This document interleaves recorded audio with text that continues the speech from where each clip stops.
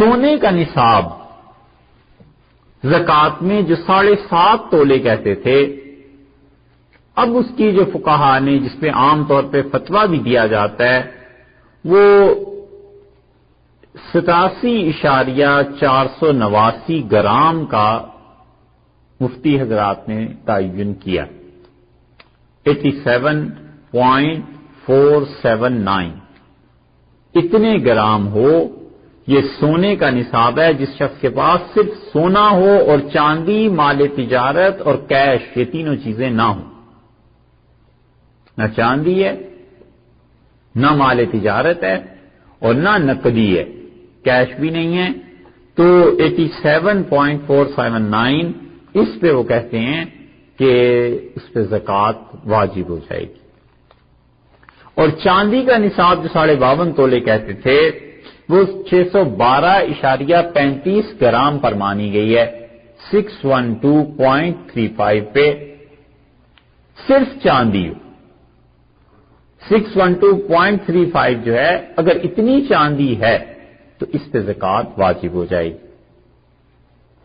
اور جتنی صورتوں میں بھی فقہا کہتے ہیں کہ تبدیلی کر کے دیکھی جائے، تو بنیادی اصول یہ ہے کہ وہ کہتے ہیں انفع للفقراء، فقیروں کا جس چیز میں فائدہ ہے نا ہم اس کو ترجیح دیں گے۔ اب ایک آدمی کے پاس 2 تولے سونا ہے اور اس کے پاس فرض کر لیجئے 500 گرام چاندی ہے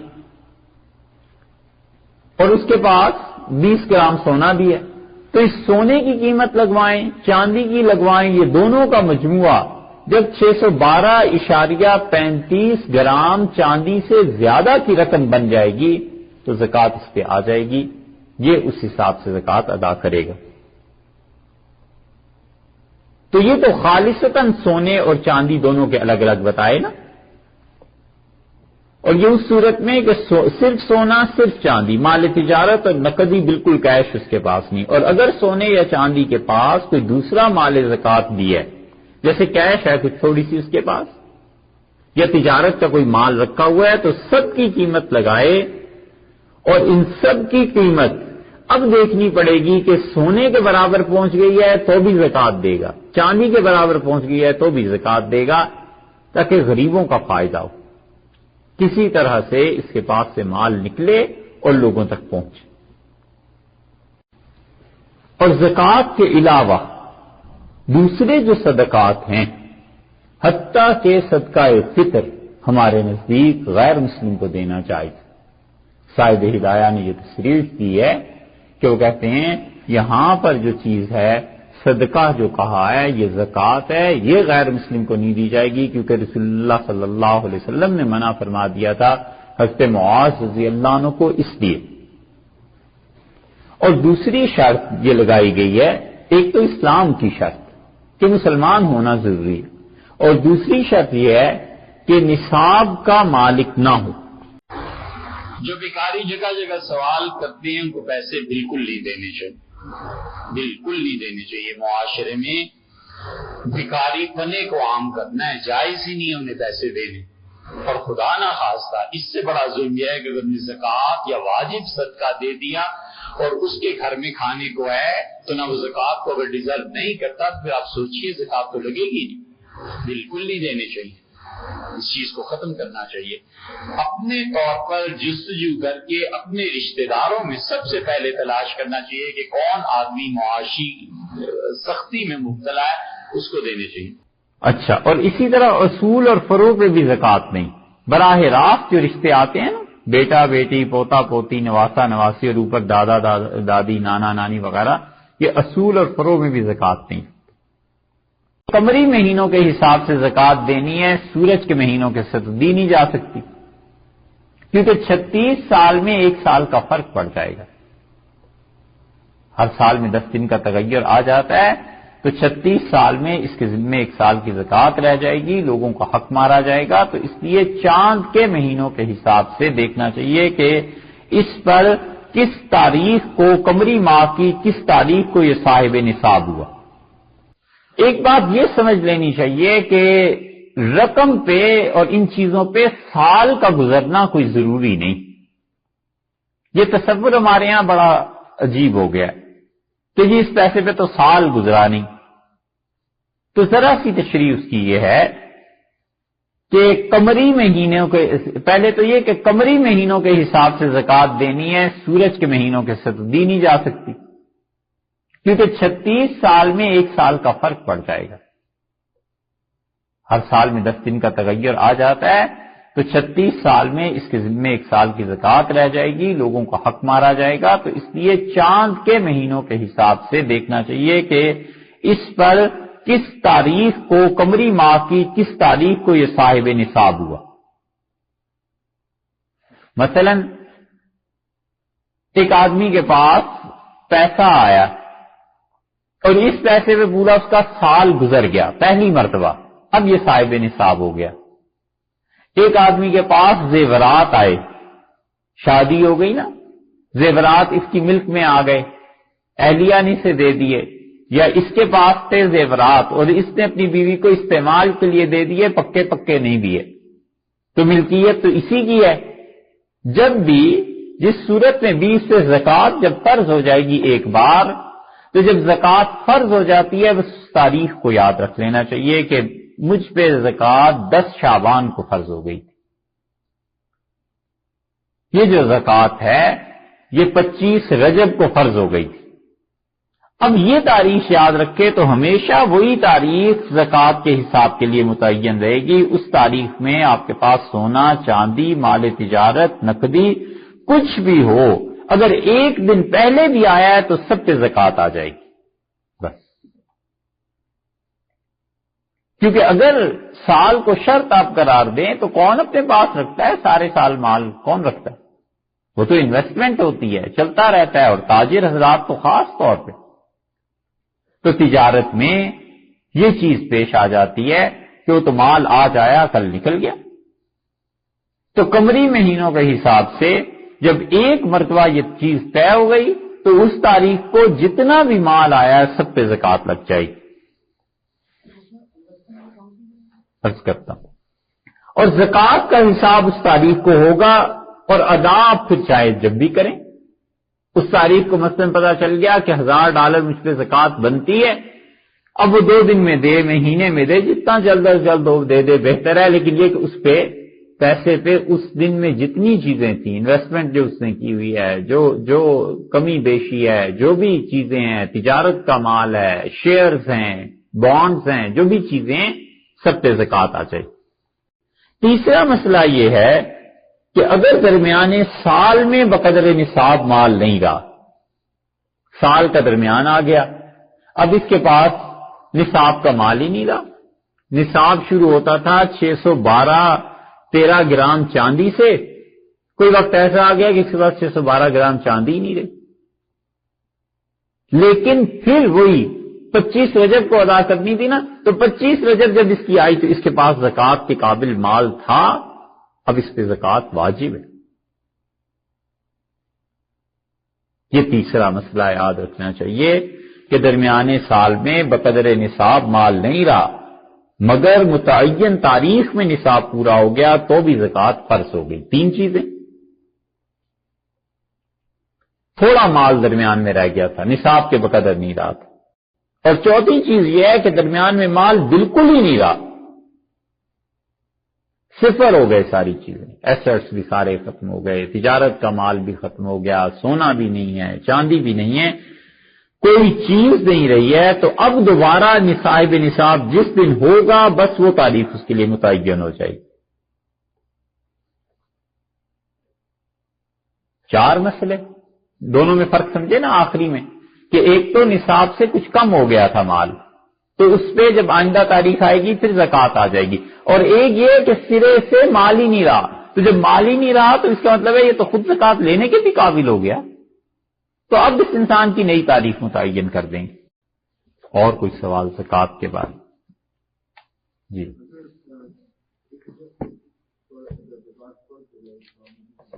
جی ٹھیک ہے.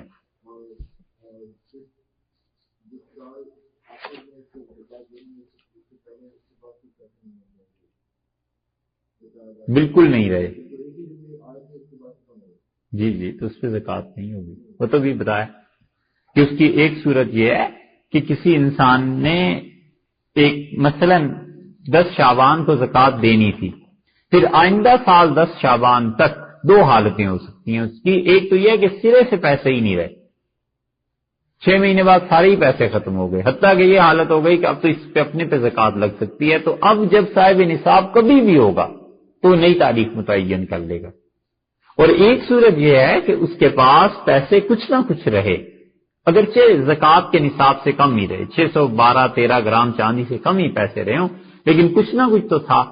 تو اب وہ آئندہ جب 10 شعبان آئے گا تو اس وقت جتنے بھی پیسے آئیں گے تو یہ صاحب نصاب اس دن ہو جائے گا. اگر صاحب نصاب ہے تو اس پہ زکوٰۃ آ جائے گی.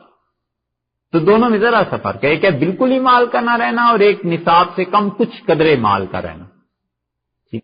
اور 5واں مسئلہ یہ ہے کہ اگر کسی شخص کو نہ یاد ہو کہ کب زکوٰۃ فرض ہوئی ہے، کون سا مہینہ دن تھا، تو اپنے طور پہ حساب کر کے شرعاً خود ہی سوچ لے، اور جس طرف دھیان زیادہ جائے، غالب گمان ہو جائے، تو کوئی ایک چاند کی تاریخ مقرر کر لے بس. اور یہ جو مسلمانوں نے اب کرنا شروع کر دیا ہے کہ یہ زکوٰۃ کا پیسہ صرف رمضان میں ہی دیتے ہیں، یہ اگر مفتی حضرات کا بس چلے تو اس پہ بدعت کا فتویٰ دیں. یہ نئی بدعت لوگوں نے شروع کر دی. یہ زکوٰۃ تم پہ فرض ہوئی ہے ربیع الاول میں، اب اس کے بعد ربیع الثانی، جمادی الاولیٰ، اخری، رجب، شعبان، 5 مہینے گزر جائیں گے، دینی رمضان میں ہی ہے چاہے لوگ مر جائیں. یہ نہیں کرنا چاہیے. زکوٰۃ جس تاریخ کو فرض ہوئی ہے اس کو دینی ہے. رمضان کا آخر ہے کیا؟ اور ایک عمرہ اب رمضان میں شروع ہو گیا ہے کہ رمضان میں ایک عمرہ ضرور کرنا ہے. اور ایک یہ کہ زکوٰۃ جو ہے یہ رمضان میں دینی ہے، اس ٹرینڈ کو ختم کرنا چاہیے. زکوٰۃ جب فرض ہوتی ہے دے. اور اس سے بھی اچھی بات تو وہ ہے جو حضرت عباس رضی اللہ عنہ نے کی تھی. انہوں نے حضور اقدس صلی اللہ علیہ وسلم کے سامنے زکوٰۃ اپنے مال کی لا کے پیش کر دی اور 1 سال کی ایڈوانس انہوں نے دے دی. بس وہ ساری زندگی ایڈوانس میں ہی چلتے رہے کہ 1 سال کی زکوٰۃ انہوں نے پہلے ہی ادا کر دی. اس لیے یہ جو رمضان کا سلسلہ ہے اس کی حوصلہ شکنی کرنی چاہیے تاکہ کہیں ایسے نہ ہو کہ آئندہ آنے والی نسلیں یہ سمجھنے لگیں کہ بس یہ تو اب فرض رمضان میں ہی ہوتی ہے، اس کے علاوہ نہیں ہوتی. ابھی تک ایسے لوگ موجود ہیں جو جانتے ہیں کہ رجب میں زکوٰۃ دیا کرتے تھے لوگ، رجب کے مہینے کو زکوٰۃ کا مہینہ کہتے تھے کہ جی زکوٰۃ دے دیں. ہوتا یہ تھا کہ رجب تک نصاب دینی مدارس کا پورا ہو جایا کرتا تھا، اور آگے شعبان کا مہینہ، رمضان کا، یہ 2 رمضان اور شعبان میں سمجھ لیجیے چھٹیاں ہوئی. پھر شوال میں 2، 4، 5 تاریخ کو ایسے اسباق شروع ہو جاتے تھے. تو جتنا پیسہ زکوٰۃ کا آ جایا کرتا تھا وہ زکوٰۃ کے پیسے سے سمجھ لیتے تھے کہ اس سال ہم اتنے طلباء کی تعلیم کے لیے خرچ کر سکتے ہیں یہ چیز. اور نابالغ کے مال پہ زکوٰۃ نہیں ہے. مثلا زیور ہے، دادی نے دے دیا، نانی نے دے دیا چھوٹی بچی کو، تو وہ زیور اس کا ہے. تو بچوں کی جتنی رقم آتی ہے اس میں یہ دیکھ لینا چاہیے کہ ایک تو وہ مد ہے کہ اصل میں بچے کو نہیں دی گئی، ہمیں دی گئی ماں باپ کو، تو وہ تو استعمال ہے، استعمال اس کا جائز بھی ہے اور اس میں زکوٰۃ بھی آئے گی، سارے احکامات ہوں گے. عرف میں معلوم ہو جاتا ہے. اور اگر یہ عرفاً پتہ ہو کہ واقعی اس بچی کے لیے یہ دیا گیا ہے سونا اور چاندی، تو وہ نابالغ ہے تو اس کے مال پہ ان چیزوں پہ زکوٰۃ بھی نہیں ہے، اور اس مال کا استعمال کرنا اس کی والدہ، اس کے باپ کے لیے جائز بھی نہیں. وہ پیسہ، سونا، چاندی جو کچھ بھی ہے وہ ایز اٹ از رکھ دیں گے. وہ بچی بڑی ہو گئی یا پھر اس کی ضروریات پہ خرچ کر دیا جائے، اور یا پھر یہ ہے کہ اس بچی کو یا اس لڑکے کو مالک بنا دیا جائے. یہ چیز ہے، نابالغ کے مال پہ زکوٰۃ نہیں ہے. اور ایسے ہی سونے کی زکوٰۃ جو دیتے ہیں تو سونے کے اس دن جو ریٹ ہوگا اس کا اعتبار ہے. چاندی میں بھی ایسے ہی ہے، عشر میں بھی ایسے ہی ہے.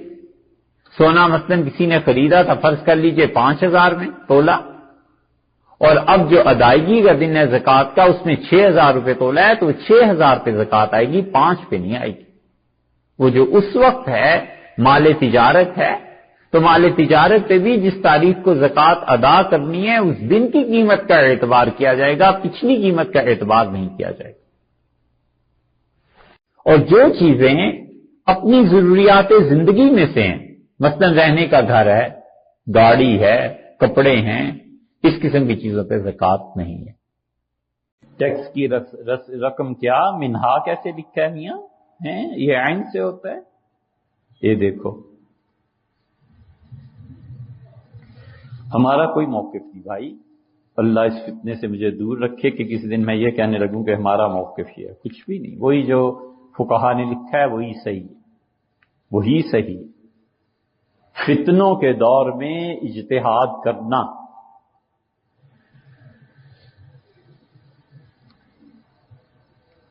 اور رسول اللہ صلی اللہ علیہ وسلم فرمایا تھا وَعَجَابُ كُلَّ ذِرَاءٍ عَلَىٰ رَأْيِهِ، اور جب وہ وقت آ جائے کہ ہر آدمی اپنی رائے پہ مر مٹے۔ اور تیسرے بے علم لوگوں کا اجتہاد کرنا، اس زمانے میں کہنا کہ میری رائے میرا موقف کچھ کبھی ہوتا ہے، علم میں گہرائی جب آ جاتی ہے، جب کوئی حالات سمجھ میں آتے ہیں تو کوئی کچھ کہتا ہوگا، محتاط لوگ پھر بھی یہی کہتے ہیں یار دوسروں سے بھی پوچھ۔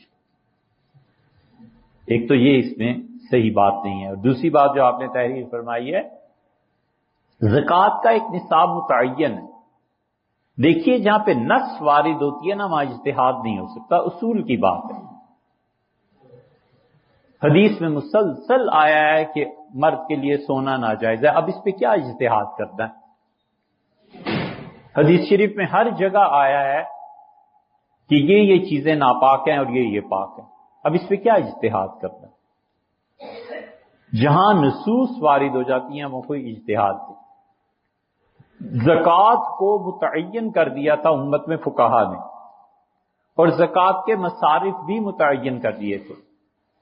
اب محترم غامدی صاحب یا کوئی بھی کہے کہ ان مصارف کو تبدیل کیجئے، بدلیے، نہیں مانا جا سکتا۔ آپ کیوں ایک نئی راہ کھولنا چاہتے ہیں؟ آپ لوگوں کو یہ کہیے صدقہ کرو، ٹیکس اگر گورنمنٹ ٹیکس کو صحیح خرچ کرتی ہے تو اسے ادا کرو،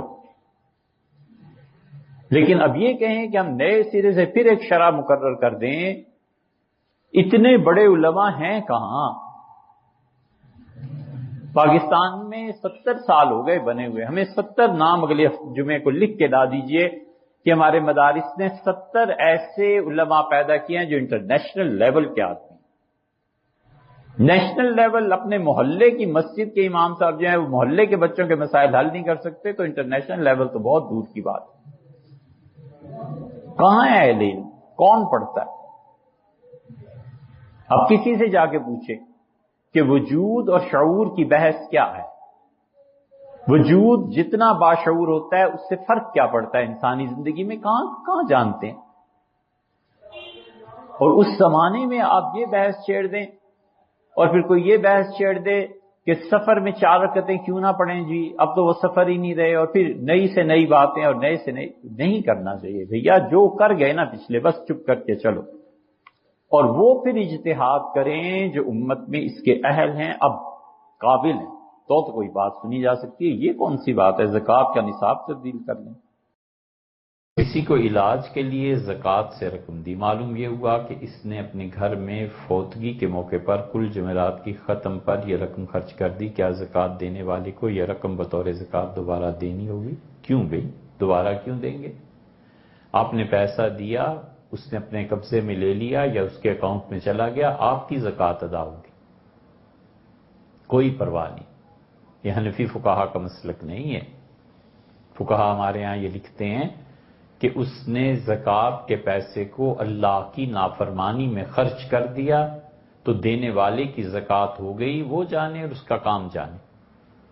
آپ نے کسی بچے کو زکوٰۃ دے دی، اس نے جا کے شراب پی لی، اس سے آپ پہ کیا فرق پڑا؟ آپ نے زکوٰۃ دے دی تھی، بس ختم ہوئی بات، اللہ نے آپ کا اجر لکھ دیا، آپ کا فریضہ انشاءاللہ پورا ہو گیا، کوئی ایسی بات نہیں۔ فقہا نے لکھا ہے کہ زکوٰۃ اور صدقہ اور خیرات کے پیسوں سے اگر کوئی بعد میں گناہ کرے یا پہلے گناہ کرے، دونوں صورتوں میں دینے والے کا اجر ثابت ہے۔ مثلاً ایک آدمی نے ایک مثال تو آپ کو دے دی نا کہ آپ نے زکوٰۃ دی اور اس سے شراب پی لی، آپ کا اجر ثابت ہے اللہ کے یہاں، کوئی پرواہ نہیں۔ اور اس کی دوسری مثال ایسے ہے جیسے کسی نے ولیعذ باللہ استغفر اللہ شراب پی لی قرض پہ، اب وہ قرض والا کہتا ہے کہ بھی مجھے نہیں پتا، پیسے لا کے دو میرے، آپ نے زکوٰۃ کی رقم اسے دی اور اس نے شراب کے قرض میں وہ رقم جا کے اتار دی، کوئی پرواہ نہیں ہے، آپ نے تو اللہ کے لیے دے دیا نا، اس میں کیا ہے؟ اللہ آپ کو یقیناً اجر دے گا۔ پہلے زمانے میں گاؤں ہوا کرتے تھے، شہر تو بڑے بڑے تھوڑے ہی تھے، تو گاؤں میں ایک آدمی نے سوچا میں اللہ کی راہ میں خیرات کروں گا، تو اس میں آتا ہے کہ اس نے رات کو چھپ کے خیرات کی، تو لوگوں نے صبح پوچھا جس نے وصول کی تھی کہ تیرے پاس اتنا پیسہ کہاں سے آ گیا؟ اس نے کہا رات یار کوئی دے گیا تھا، تو لوگوں نے کہا فو رات چور کو کوئی پیسہ دے گیا۔ اس آدمی نے دل میں کہا کہ اللہ میں نے تیرے لیے دیا تھا اور مجھے نہیں پتا تھا کہ یہ آدمی چور ہے، تو اللہ تعالیٰ نے فرشتوں سے کہا کہ میرے بندے کا اجر لکھو، اس سے آدمی کے انتخاب میں غلطی ہوئی ہے لیکن دیا تو اس نے مجھے ہی ہے نا، میرے بندے کے لیے لکھو اس سے مجھے اتنا قرض دیا۔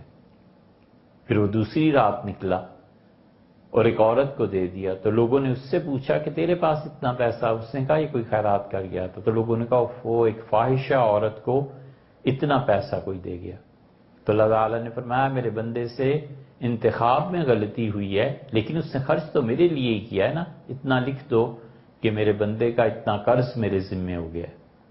پھر تیسری مرتبہ بھی اس نے کسی کو خیرات کیا، تو لوگوں نے کہا تمہارے پاس مال تو تھا، یہ اور زیادہ کہاں سے آ گیا؟ اس کا رات کو ہی خیرات دے گیا، تو لوگوں نے کہا دیکھو امیروں کو خیرات دے جاتے ہیں، ہم غریبوں کو وہی نہیں پوچھتا۔